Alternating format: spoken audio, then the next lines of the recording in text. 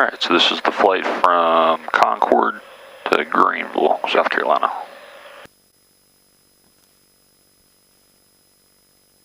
IFR flight is currently about 700 overcast here in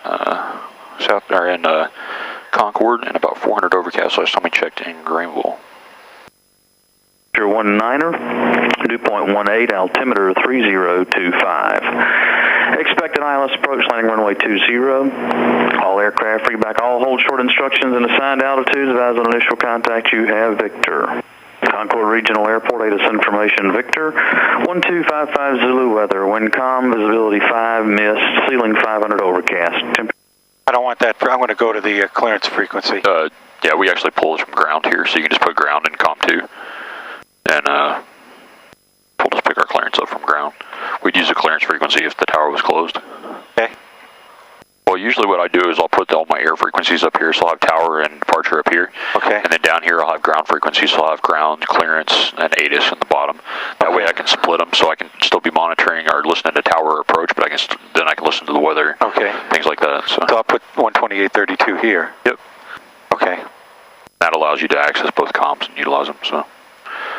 Yep, so just hit COM 2 and... Alright, and tell them I'm ready.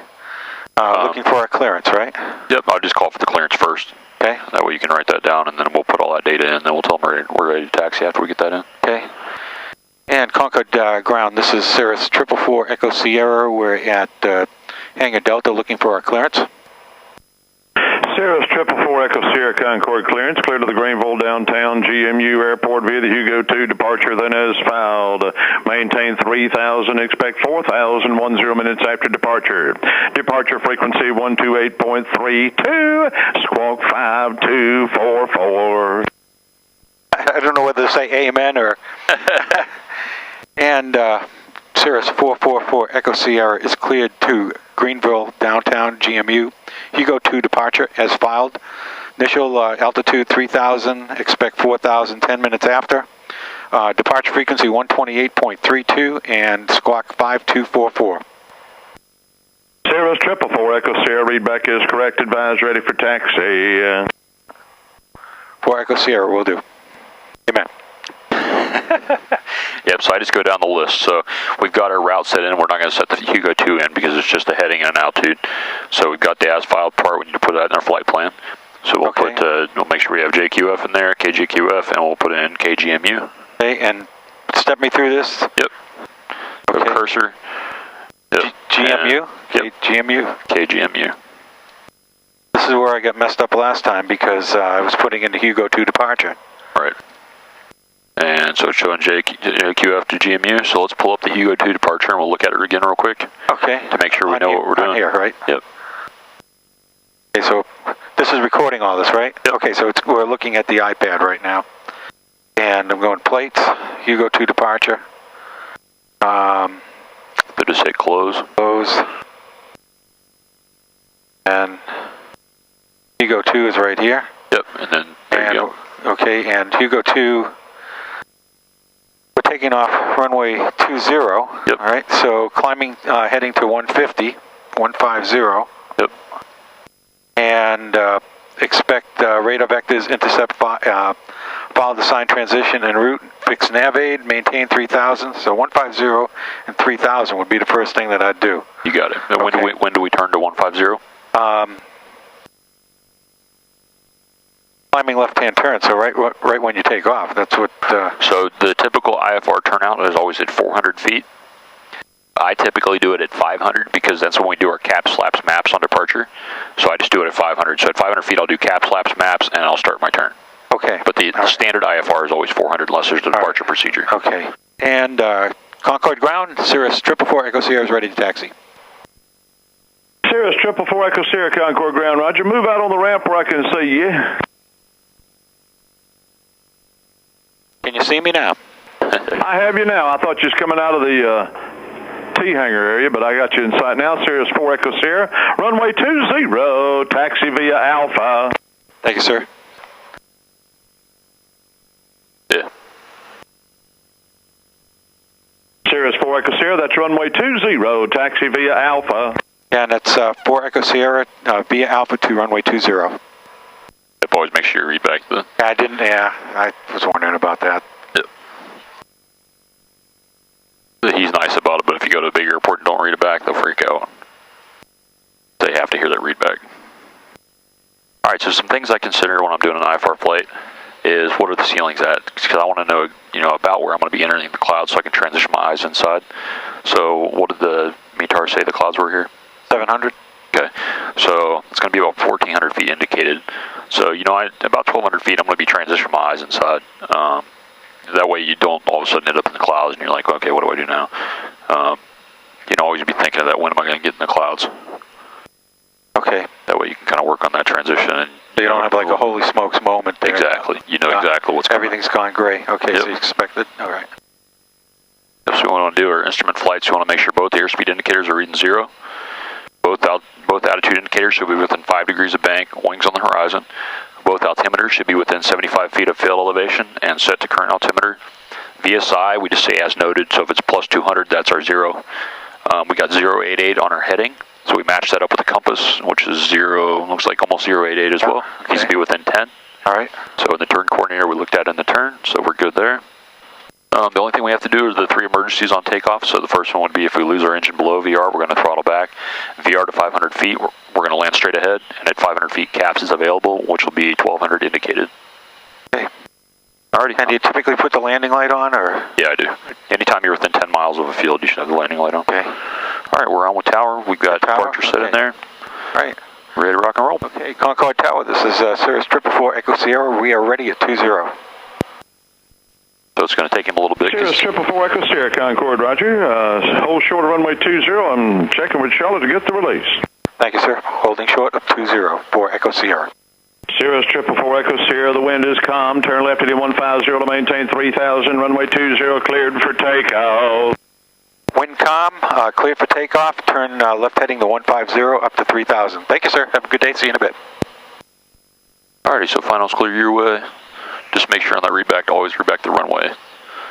If there's an airport with multiple runways, they will yell at you. Alrighty, clear in my direction. 2, clear to the left. Alright, so when we bring our power up, we're going to make sure everything's in the green, and the other thing we want to make sure that our airspeed comes alive as we're rolling, so we should see our airspeed start to increase. Okay, we got it. We got airspeed. Yep. Alright, everything's in the green, airspeed's live.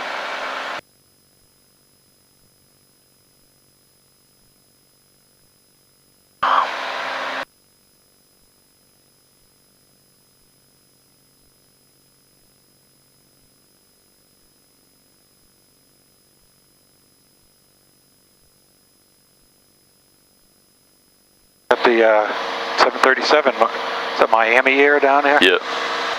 Yeah, the charter.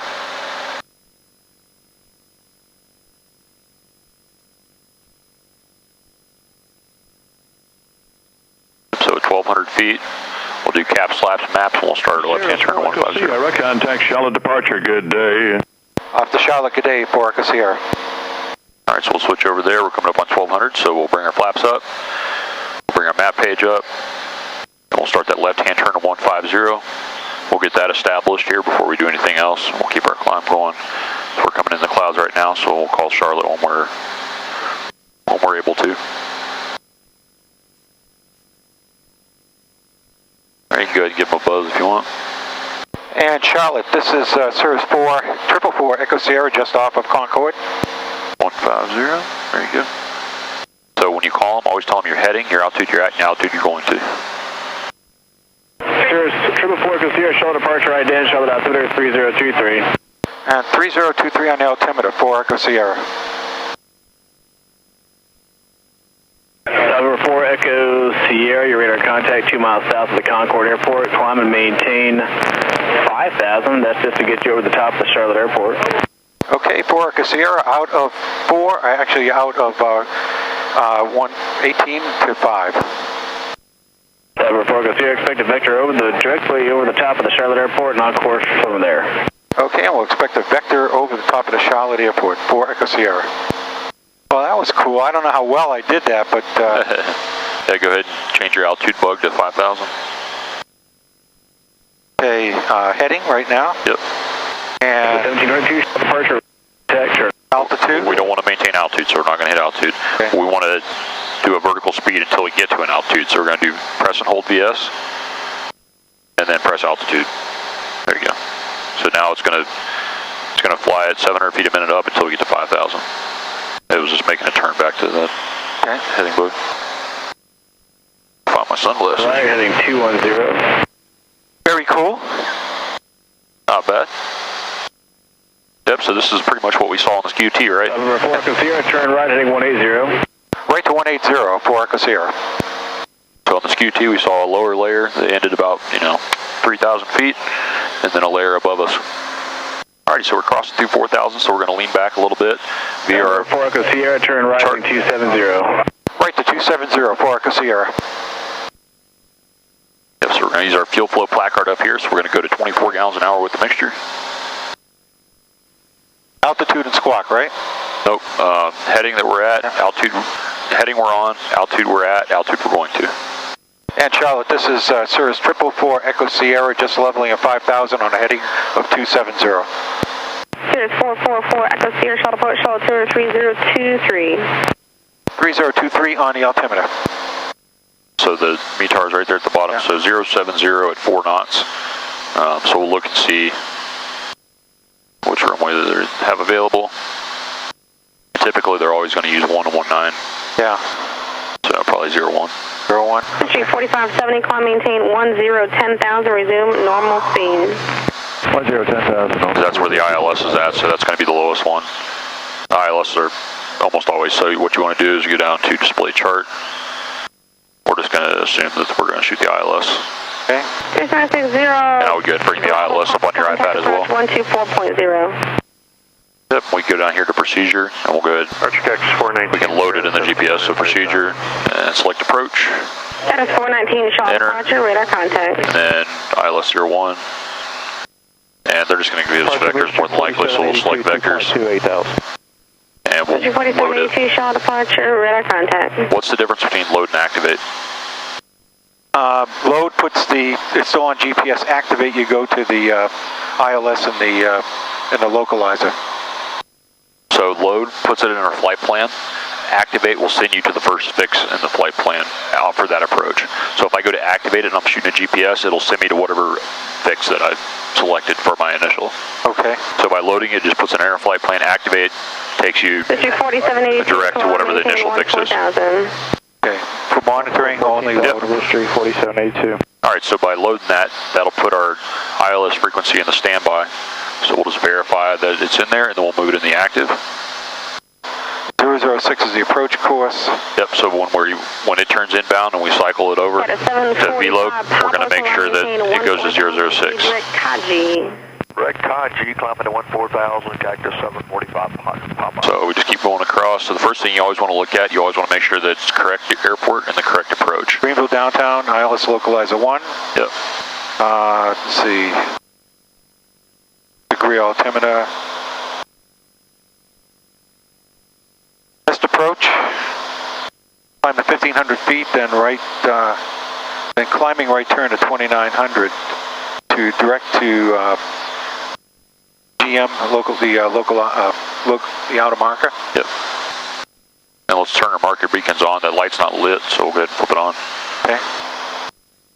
And you can see it's always good to look at the other airports around to see if it's just a localized, a little patch of fog, or if it's IFR all around. You can see pretty much all the other airports around are low IFR as well. And 3 miles westbound to Sirius at 5. The thing that I'm missing, Mark, is some of these the double clicks in that. Like the VS Alt stuff? Yeah. T-mile 4241, climb, maintain 14,000. Alright, so I'll just go through it real quick.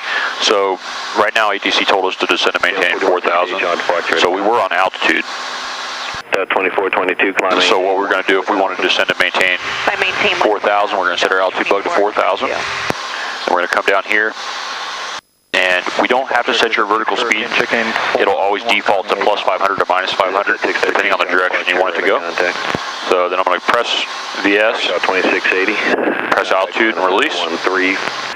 And and that'll take me down and capture my altitude. And I can see up here on the screen, vertical speed, altitude, 2096, and 4,000. it's walking itself down from 500 feet a minute. It's down to 300. It'll step down as you get close to your altitude so it doesn't blow by.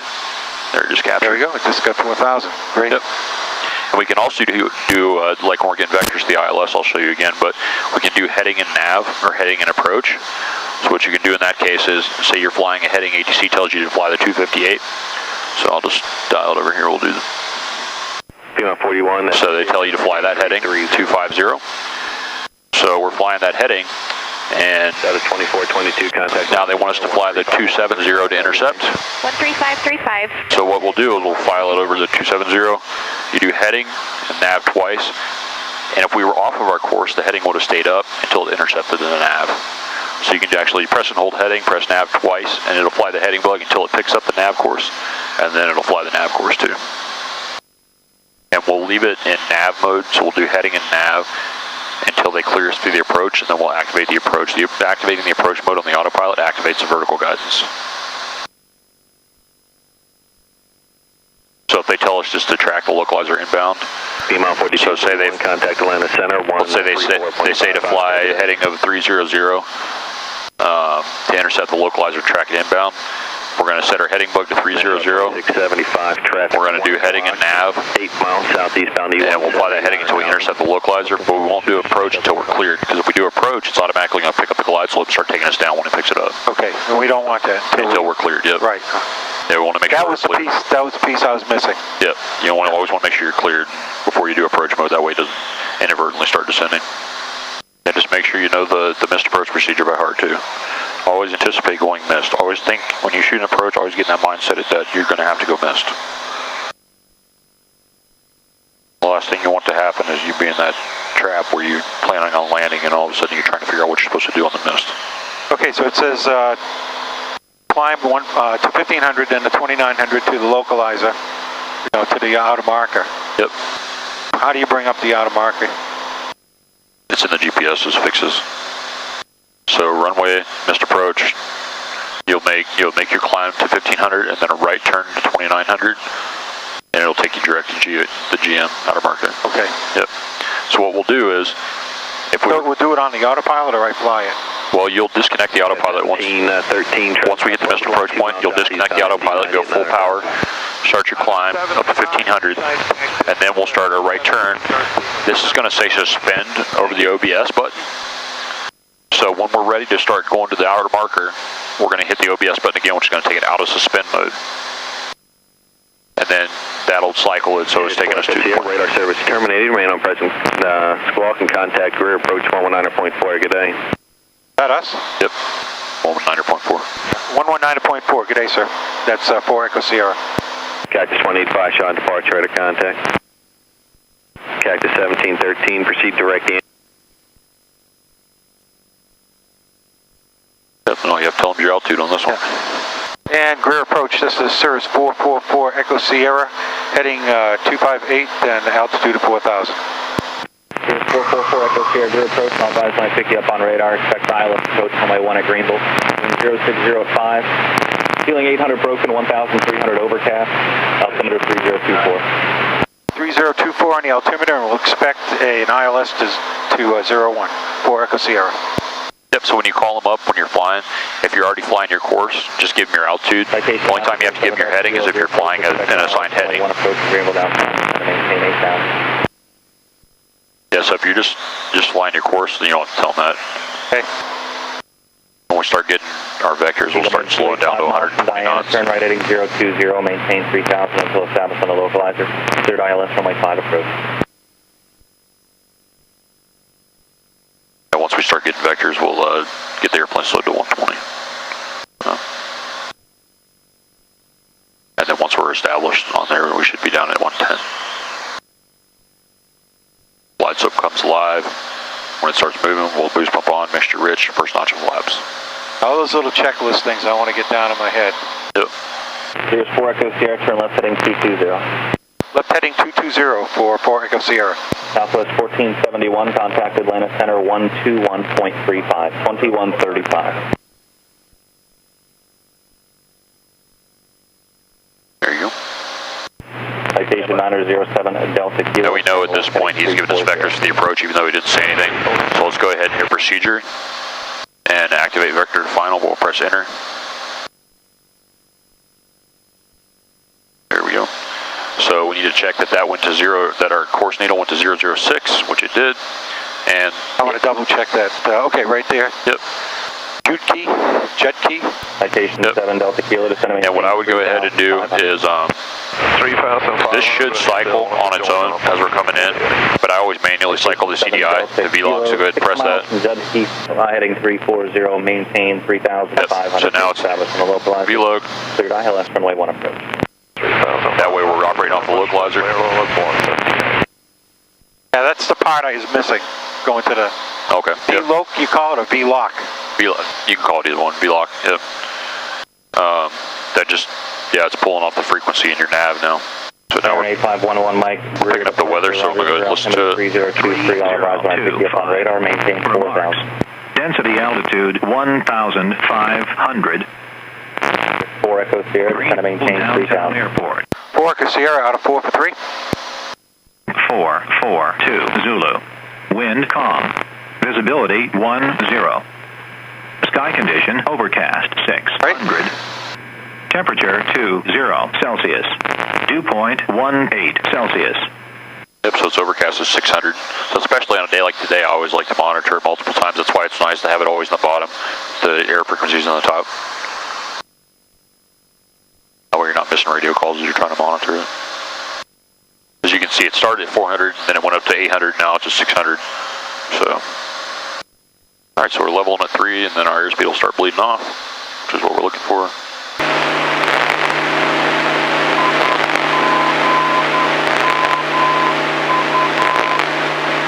Alright, there we go. Baron 11 Mike, fly heading 090. Here's 4 Echo Sierra, turn right heading 250. Right to 250, 4 Echo Sierra. Pre-landing, you do pre-landing checklist at all? Here's 4 Echo Sierra, keep your speed up, sir, you're number 1. We'll keep our speed up, 4 Echo Sierra. Alright, so we'll bring our power back up to about 60%. And if we didn't feel comfortable doing that, then we just tell him unable. And then he could do, you know, send somebody in front of us or vectors around or whatever. So, never forget that you're in charge.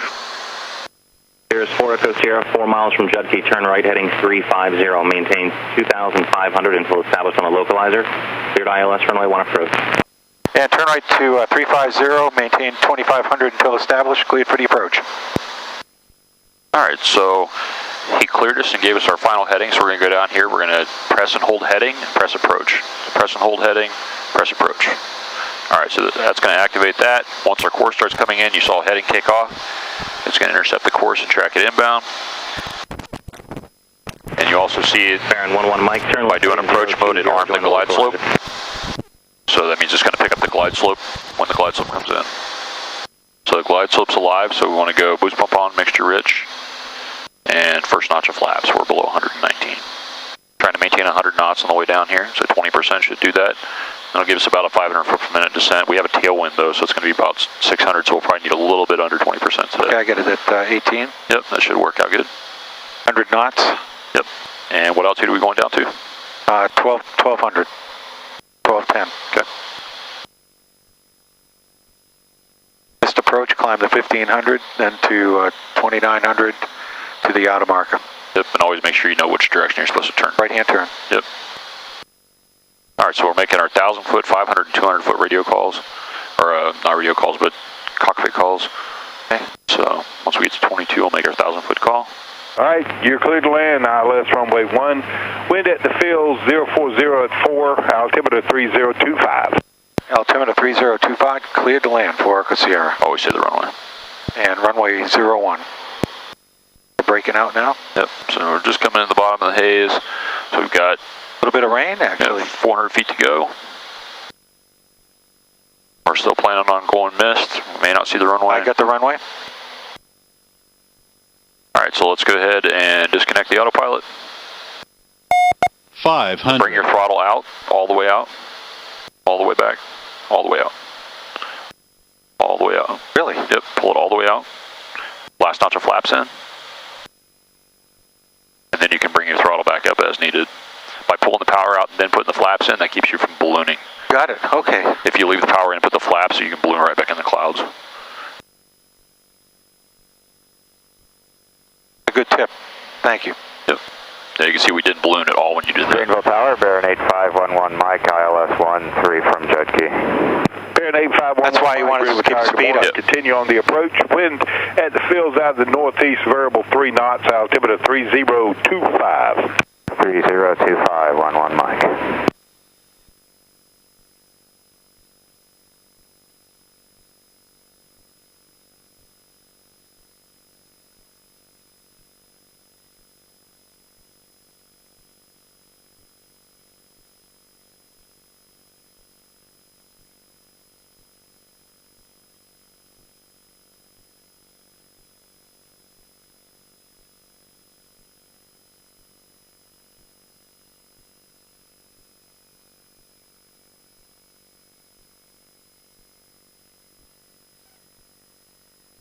There you go, and I'll just let him know what we're going to do here, and we'll get set up to head on back.